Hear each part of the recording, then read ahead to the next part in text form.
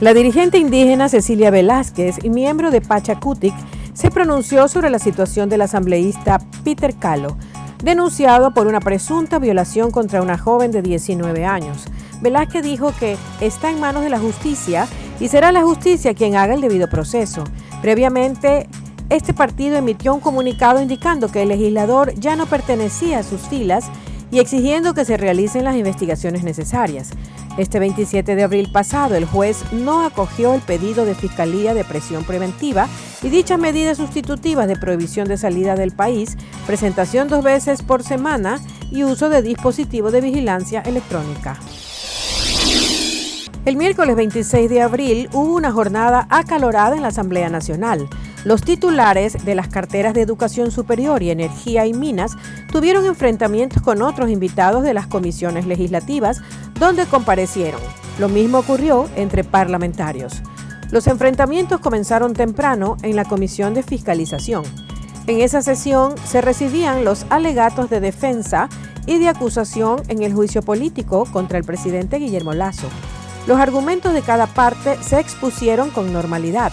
El momento de tensión llegó al final de la reunión, cuando los asambleístas del correísmo pidieron que se reciba la comparecencia de Johnny Estupiñán, exgerente de Flopec y testigo clave. Guillermo Churuchumbi es uno de los candidatos a ocupar la coordinación del movimiento Pachakutik. Fue por 2 periodos consecutivos alcalde de Cayambe, población en el norte de Pichincha, con gran influencia indígena y un bastión de la CONAIE y su brazo político de Pachakutik.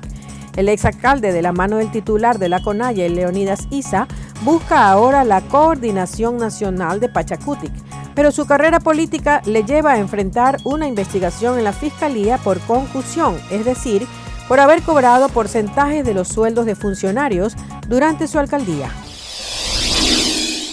Tras resolver la legalidad de la aprehensión contra el asambleísta Peter Calo por el supuesto delito de violación, la fiscal general del Estado, Diana Salazar, formuló cargos por presunto delito de violación. Se había solicitado prisión preventiva basada en los elementos de convicción recabados. Sin embargo, la jueza no acogió el pedido de la Fiscalía y dictó medidas sustitutivas como prohibición de salida del país, presentación ante la autoridad 2 veces por semana y el uso de dispositivos de vigilancia electrónica. Además, la retención de fondos por $400,000. 5 cuerpos en sacos de yute fueron encontrados la mañana del jueves 27 de abril en el sector de Fumisa, Cantón Buena Fe, provincia de Los Ríos. La ubicación exacta donde fueron abandonados fue en la carretera de la vía Quevedo-Santo Domingo. Según dieron a conocer las autoridades, los locales, 3 de las 5 víctimas fueron identificadas: Mario González, Edison Loor y Johnny Merchán. Los 3 ciudadanos eran oriundos de la ciudad de Quevedo y contaban entre los 19 y 25 años. Y hasta el momento se conoce que el nombre de los otros cuerpos no son identificados hasta ahora.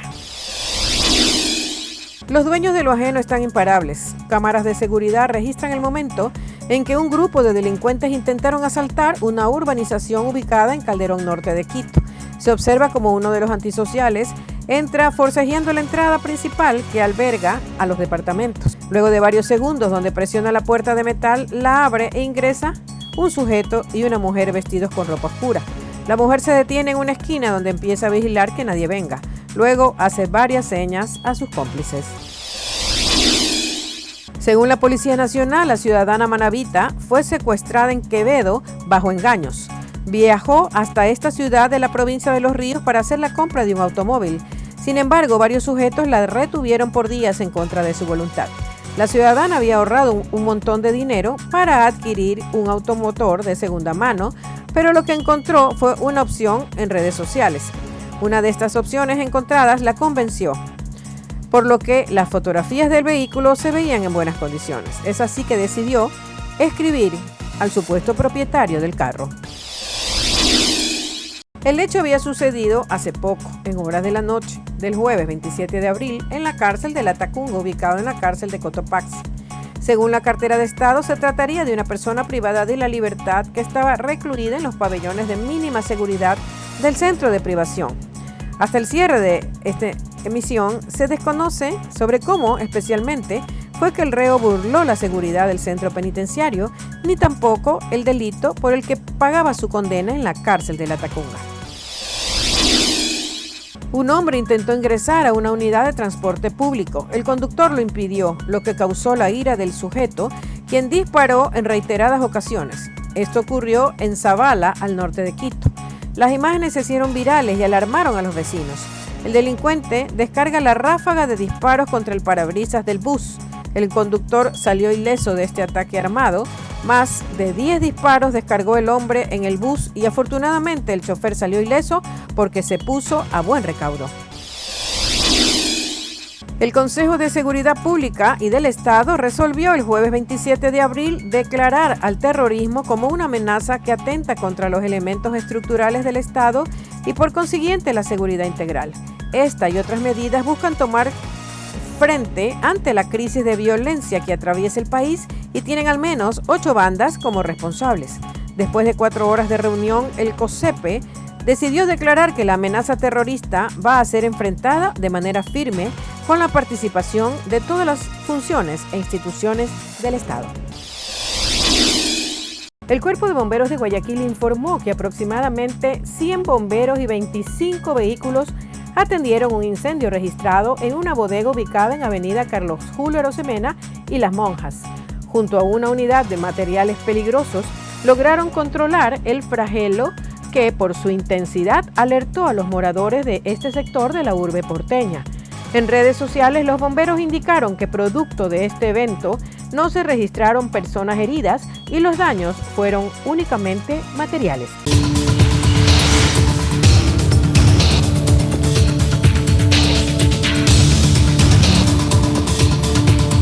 Colombia y Guatemala serán establecidos los primeros centros regionales de Estados Unidos para procesar migrantes. Así lo anunció este jueves el secretario de Estado, Anthony Blinken.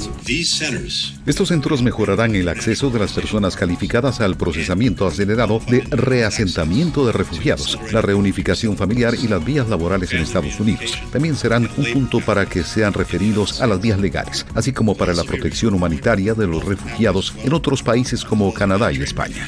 Washington busca trabajar en estos centros con la Agencia de Refugiados de Naciones Unidas y la Organización Mundial para Migración para procesar entre 5.000 y 6.000 migrantes cada mes, según indicó el secretario de Seguridad Nacional Alejandro Mayorkas. Al mismo tiempo, el responsable de la política migratoria de la administración Biden delineó los nuevos procedimientos en la frontera a partir del 11 de mayo, cuando el título 42 será sustituido por el título 8. Bajo esa regla, los cruces irregulares en la frontera serán penalizados no solo con deportación inmediata.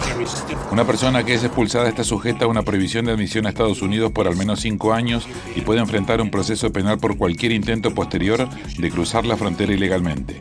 Según el Departamento de Seguridad Nacional, estas personas tampoco podrán optar a asilo y otras vías legales. En el caso de los venezolanos, cubanos, nicaragüenses y haitianos, seguirán siendo elegibles para migrar de manera legal a través del programa de patrocinio mejor conocido como Parol Humanitario, pero fueron advertidos. Hemos dejado claro que quienes llegan a nuestra frontera sur no son elegibles para el proceso de Parol.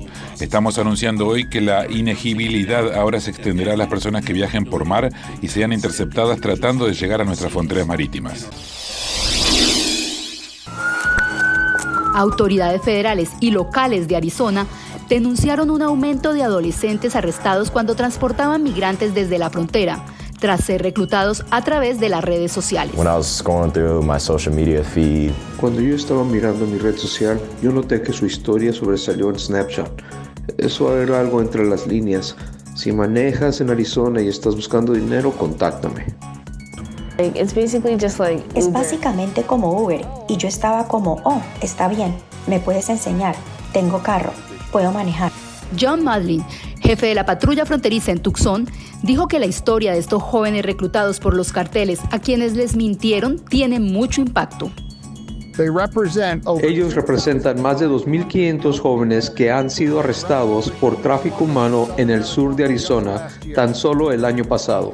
Varios congresistas presentaron un proyecto de ley para que las compañías de las redes sociales reporten a las autoridades los anuncios de reclutamiento para tráfico humano con el fin de detenerlos a tiempo. Los carteles han tomado este acceso a las redes sociales para reclutar adolescentes, les prometen $1,000, $2,000 por persona. Pueden ganar dinero pronto, rápido, fácil. Según el congresista Ciscomani, a estos jóvenes, muchos de ellos entre 15 y 17 años, les piden que conduzcan a más de 120 kilómetros por hora en zonas residenciales de estas ciudades fronterizas. Durante la inauguración de la primera cumbre de las Ciudades de las Américas, la alcaldesa de la capital mexicana, Claudia Sheinbaum, destacó la importancia de que los problemas sean vistos a nivel de comunidad y que no todo se justifique como consecuencia de la corrupción. Tenemos una visión de que reduciendo la corrupción y los privilegios alcanza para destinar recursos. Pero también hay una visión global en el sentido de que es la cooperación para el desarrollo lo que va a permitir una sociedad y unas economías libres de carbón, pero que siempre promuevan el bienestar. Para la vocera del Departamento de Estado de Estados Unidos, Cristina Rosales, el evento es una gran oportunidad para traer el liderazgo de las ciudades y del sector privado para evaluar desafíos comunes. Tratando específicamente de cómo podemos resolver estos problemas locales, tener una solución para los problemas locales, pero también globales, porque los estamos enfrentando conjuntamente en toda la región. La alcaldesa de Bogotá, Claudia López, aseguró que la migración es uno de los desafíos más importantes a encarar. Y por eso nuestro propósito desde el año 2022 ha sido pasar de la atención de emergencia a la incorporación de la migración, a la incorporación de esos 500,000 de bogotanos, nuevos bogotanos, en lo productivo, incorporación productiva, incorporación social. Además de funcionarios gubernamentales, la cumbre incluye a líderes juveniles, organizaciones artísticas y culturales, así como grupos indígenas y sector privado. No creo que la demanda tenga mérito, creo que es política. Así rechazó Ron DeSantis, gobernador de Florida, la demanda presentada por Walt Disney Co. después de que el gobierno estatal la despojara del control sobre el distrito que alberga a los parques temáticos. El mandatario reaccionó desde Jerusalén, donde pule sus credenciales en política exterior, camino a presentar su candidatura presidencial. Están molestos porque en realidad tienen que vivir con las mismas reglas de todos los demás.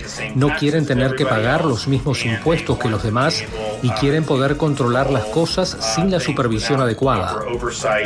En su demanda ante una corte del Distrito Norte de Florida, Disney acusó a DeSantis de castigar a la compañía por ejercer su derecho a la libertad de expresión, amenazar sus operaciones comerciales, poner en riesgo su futuro económico y violar sus derechos constitucionales. No hay lugar para el desacuerdo sobre lo que sucedió aquí.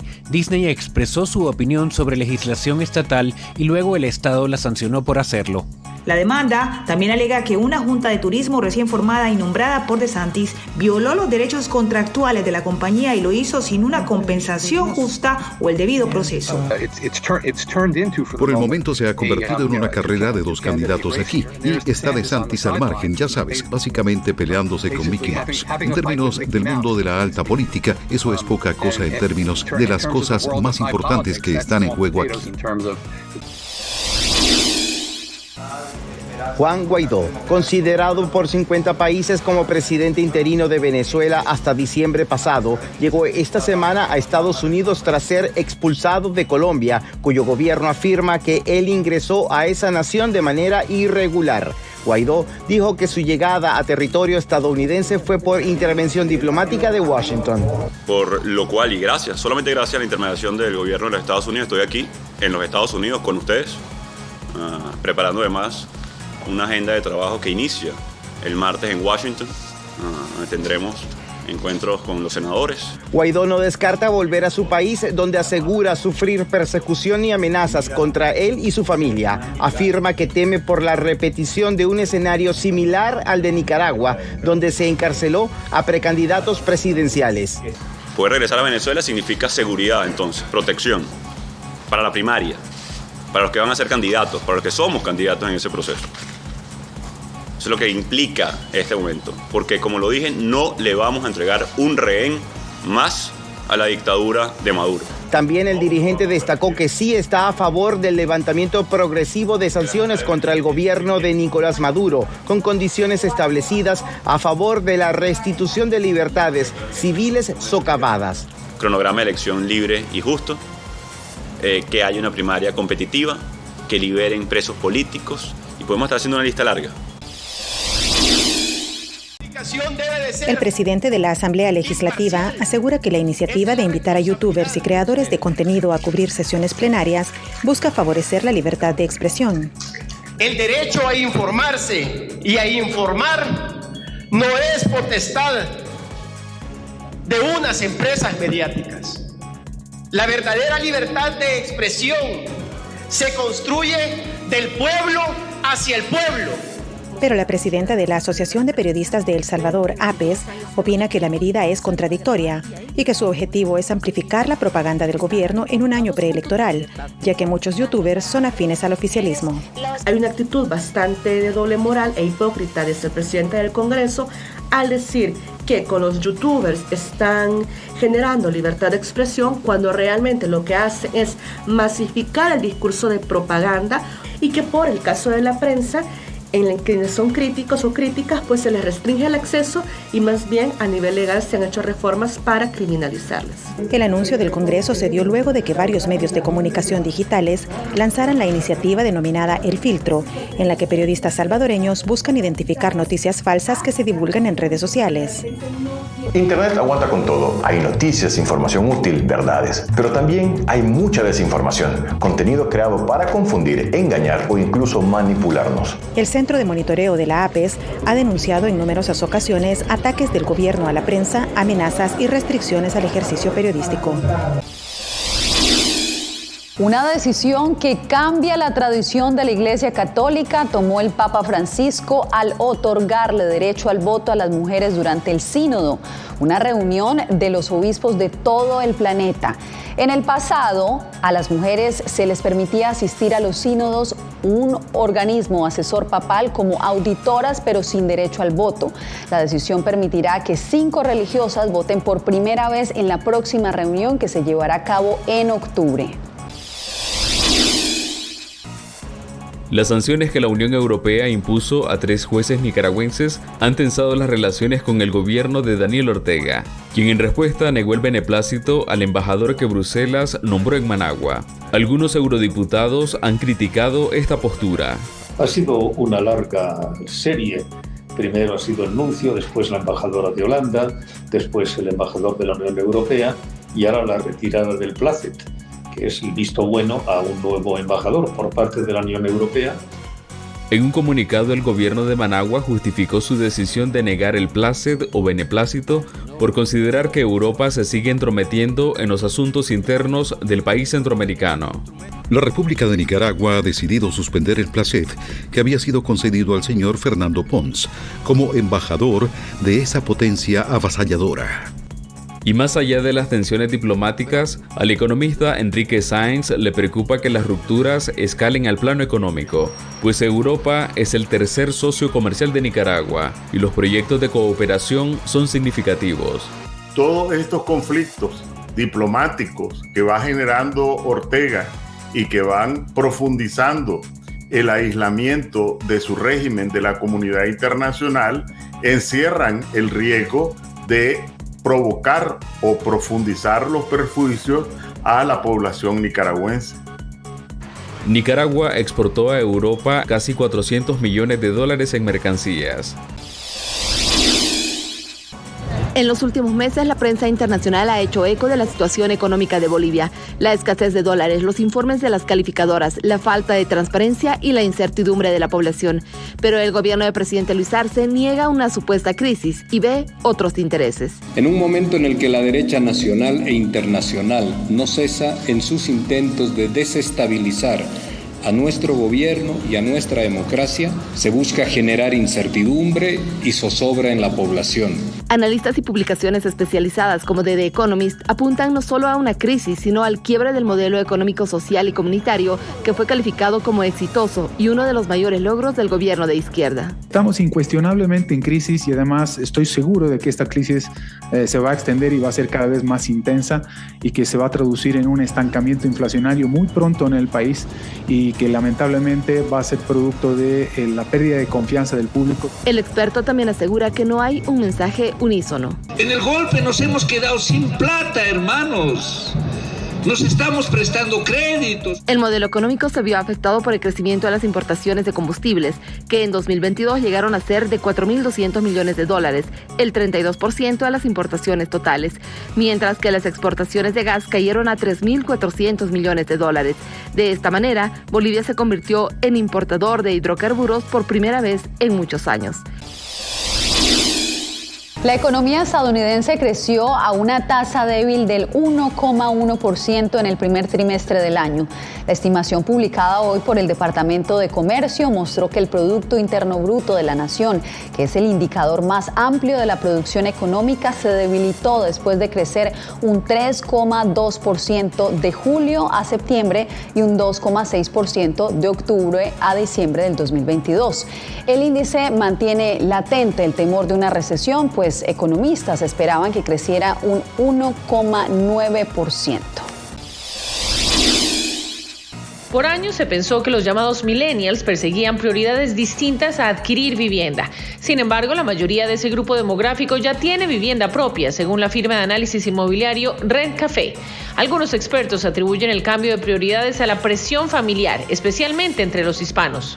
Pero van con nosotros específicamente porque su mamá, su tía, alguien de su familia les está diciendo y presionándolos que compren su casa y que dejen de rentar. Entonces estamos viendo esto en los últimos años, lo hemos visto crecer muchísimo. A diferencia de sus padres y abuelos, una buena parte de estos adultos jóvenes compran su primer inmueble no para empezar una familia, sino como una inversión monetaria. Ese es el caso de Casimiro, cuya primera propiedad incluye 3 espacios que ya fueron rentados por separado. Mi siguiente paso no es como que comprar una casa para estabilizarme o una familia. Mi meta es seguir creciendo en cuanto a propiedades, en cuanto a inversiones. Tal vez la próxima casa vaya a ser una casa y vaya a ser para Airbnb o rentarla. Un 52% de los millennials estadounidenses son dueños de su propia casa y pasaron de ser el grupo poblacional cuya mayoría eran inquilinos a ser propietarios. Según la firma Rent Café, los alquileres predominan ahora entre la generación Z, es decir, los nacidos a finales de los 90 y comienzos de los 2000. La mayoría republicana en la Cámara de Representantes de Estados Unidos aprobó un proyecto de ley para aumentar el techo de la deuda nacional. Sin embargo, la iniciativa pasó con la condición de que el gobierno Biden haga recortes drásticos de gasto. El presidente Biden ya ha dicho que no aceptará condiciones, por eso se cree que este proyecto no tiene posibilidades de convertirse en ley, ya que los demócratas que controlan el Senado y la Casa Blanca se oponen a ella. En la cima de esta montaña, en los Alpes franceses, el pastor alemán Nell está percibiendo un olor. Debajo de una avalancha de nieve, Jeremy está esperando pacientemente que lo encuentren. En cuestión de minutos, Nell lo encuentra, lo saca y lo lleva a un lugar seguro. Así entrenan a los perros para rescatar a personas durante avalanchas.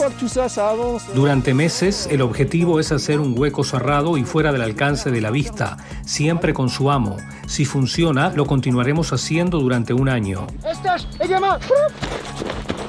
Según explica el instructor, posteriormente los ejercicios los realizan con desconocidos. Como lo acabamos de hacer, llegamos, se supone que no debemos saber dónde están las personas y el objetivo es encontrar a la víctima. Los perros poseen alrededor de 40 veces más el número de células olfativas que los humanos, por lo que son aliados insustituibles en estas tareas. Según la Organización Internacional de Perros de Búsqueda y Rescate, el entrenamiento a menudo comienza a la edad de 8 semanas y el costo de adiestramiento asciende a unos 20.000 euros. Eso sí, garantizan que es un entrenamiento que ayuda a salvar vidas.